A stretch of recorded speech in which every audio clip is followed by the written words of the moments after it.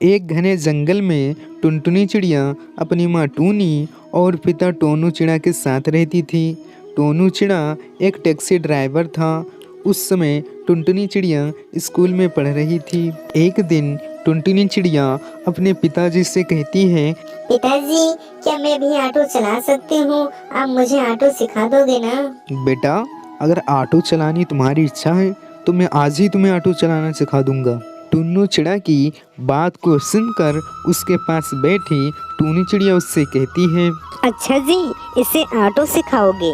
इतनी बड़ी मेरी बेटी हो गई है, कोई अच्छा सा चिड़ा देखकर इसे शादी कर दो और ऑटो के झंझट में मत पड़ो। इसे ऑटो मत सिखाओ। माँ, आप शादी लेकर क्यों बैठे हो? अभी मेरी पढ़ाई अधूरी है, पढ़ाई पूरी हो जाएगी उसके बाद मैं शादी करूँगी। अभी तो मेरी पढ़ाई भी पूरी नहीं हुई है। पापा, मैं आज पढ़ के आऊँगी, तब आप मुझे ऑटो सिखा देना। रोजाना टुनटुनी चिड़िया अपने पिताजी से ऑटो सीखती थी। कुछ दिनों के बाद टुनटुनी चिड़िया पूरी तरह से ऑटो चलाना सीख जाती है। एक दिन टुन्नू चिड़िया की अचानक तबीयत खराब हो जाती है। तब टुनटुनी चिड़िया वहाँ पे जाती है और कहती है, पिताजी, आप आराम करिए, आपकी तबीयत ठीक नहीं है तो मैं आपकी जगह पे ऑटो चलाती हूँ। बेटा, ये तू क्या कह रही है? इतना बड़ा ऑटो तू कैसे चलाएगी? 1-2 दिन में आराम कर लेता हूँ, उसके बाद मैं ठीक हो जाऊँगा तो खुद ऑटो चलाने लगूंगा। ऐसे ही कई दिन गुजर जाते हैं, लेकिन टुन्नू चिड़ा के तबीयत में कोई भी सुधार नहीं होता है। मजबूरन टुनटुनी चिड़िया ऑटो को चलाने लगती है और सारे पक्षियों को एक जगह से दूसरी जगह ले जाने लगती है। कुछ दिनों बाद टुन्नू चिड़ा एकदम खूब अच्छे से स्वस्थ हो जाता है और अपनी बेटी को ऑटो चलाता देख बहुत ही खुश हो जाता है। टुन्नू चिड़ा फिर से ऑटो चलाने लगता है और अपने परिवार के साथ सब खुशी खुशी रहने लगते हैं। सुंदर वन में हरी तोती रानू कौवे से बात कर रही थी। तभी उसे बर्तन वाली की आवाज़ सुनाई देती है, बर्तन ले लो बर्तन, स्टील के चमचमाते हुए बर्तन। ओए बर्तन वाली, जरा इधर आना। हाँ जी मेम साहब, आती हूँ। हाँ मेम साहब, बोलिए क्या दे दूँ? मेरे पास हर प्रकार के छोटे बड़े बर्तन हैं। मुझे गिलास का एक पीस दिखा। ये लीजिए मेम साहब, एक गिलास का एक सेट है, इसमें 6 गिलास हैं। ये मजबूत है ना? कैसी बात कर रही हो मेम साहब, हमारे सारे बर्तन बहुत मजबूत होते हैं। अगर आप कोई बर्तन कमजोर निकाल दो तो मैं बर्तन आज ही से बेचना बंद कर दूंगी। तू बोलती बहुत ज्यादा है।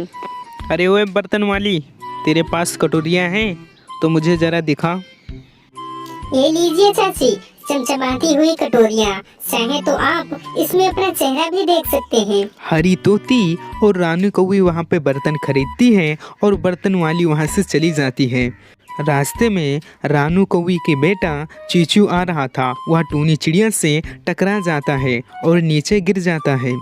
ओ टूनी, अंधी है क्या? तुझे दिखाई नहीं देती? अच्छा बाबा, उल्टा चोर कतवाल को डांटे। मेरे सर पे इतना बड़ा बर्तन था, तुम्हें दिखाई नहीं दिया? या लगता है तुम जानबूझकर मुझसे टकराए हो ताकि इसका बर्तन सारा गिर जाए। ज्यादा मत बोल और चल अपने बर्तन उठा और जा, चलती बंद। ओ हीरो, बर्तन मैंने नहीं, बर्तन तुमने गिराया है। ये बर्तन तो तुम्हें ही उठाना पड़ेगा, वरना मेरा नाम टुनटुनी है। सारे मोहल्लों को चिल्लाकर बता दूंगी और आएंगे तुम्हें बहुत ही पीटेंगे। चुपचाप ये बर्तन मेरी टोकरी में रख दो। चुपचाप चीचू कबूतर सारा बर्तन टोकरी में डाल देता है। रानू बहन, ये बर्तन वाली के आगे तेरे बेटे का गुस्सा धरा ही रह गया। मैं तो कहती हूँ ये बर्तन वाली से तू अपने बेटे की शादी करा दे, फिर तेरा बेटा सुधर जाएगा और गुस्सा भी कम हो जाएगा। हाँ हरी तोती, तुमने तो 100% की बात कही है। मैं आज ही अपने बेटे के लिए रिश्ता लेकर जाऊंगी। रानू कौवी वहाँ से तुरंत बर्तन वाली के घर को चली जाती है। क्या हुआ मेम साहब, आप हमारे घर? क्या बर्तन नहीं अच्छे थे क्या? लाओ अभी मैं ठीक कर देती हूँ। नहीं रे, मैं अपने बेटे के लिए तेरी माँ से तेरा हाथ मांगने आई हूँ। तेरी माँ कहाँ है? जा उसे बुला कर लेकर आ। टूनी चिड़िया अपनी माँ को बुलाकर लाती है और बातचीत होने के बाद शादी तय हो जाती है। कुछ दिनों बाद चीचू कबूतर और टूनी चिड़िया की शादी हो जाती है और टूनी चिड़िया अपने प्यार से चीचू कबूतर को सुधार देती है और खुशी खुशी रहने लगती है। यह कहानी सुंदरवन जंगल की है जहाँ सारे पक्षी अपने अपने मजबूत घर में रहा करते थे। उसी जंगल में एक गरीब टूनी चिड़िया पेड़ के डाली पर रहा करती थी। उसका ना ही तो कोई घर था और ना ही कोई परिवार था। वह बिल्कुल अकेली थी। उसकी इस मजबूरी के कारण कोई पक्षी उसकी मदद नहीं करता था। इन दिनों बारिश का मौसम आने वाला था। सभी पक्षी अपने अपने घरों को मजबूत कर लिया था ताकि बारिश के पानी से उन्हें किसी भी समस्या का सामना न करना पड़े। एक दिन टूनी चिड़िया डाल पर बैठी हुई थी। तभी उसके पास कुछ पक्षी आते हैं। हे, अरे देखो पक्षियों, यह गरीब चिड़िया कैसे डाल पर बैठकर अपनी जिंदगी गुजार रही है। अरे इस चिड़िया की इतनी औकात कहाँ है जो एक घर बना सके। घर तो बहुत दूर की बात है, इस चिड़िया का घोंसला बनाने का भी औकात नहीं है। सारे पक्षी टूनी चिड़िया का गरीब और बेघर होने का बहुत मजाक उड़ाते हैं, जिससे टूनी चिड़िया उन सारे पक्षियों के बात को सुनकर रोने लगती है। फिर कुछ देर बाद वह सारे पक्षी वहाँ से चले जाते हैं। आखिर हेल्ला, मुझे आप इतने गरीब क्यों बनाया? क्यों मैं इस संसार में अकेली हूँ और मेरा कोई परिवार नहीं है?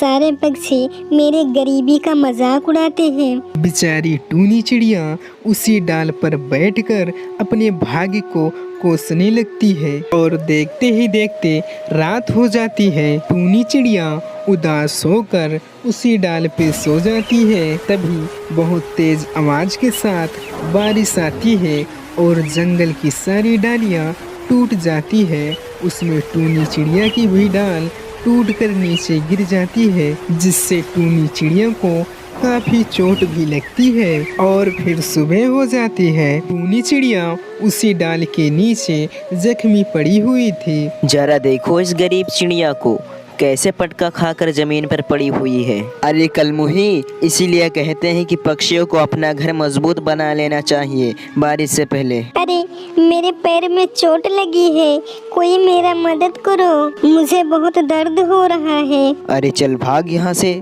तुझे छूकर हमारे हाथ भी गंदे हो जाएंगे। सारे पक्षी टूनी चिड़िया को वहीं छोड़कर उसका मजाक उड़ाकर वहां से चले जाते हैं। टूनी चिड़िया बड़ी ही मुश्किलों से खड़ी होती है और वहां से उड़कर दूर एक केले के बाग में पहुंच जाती है।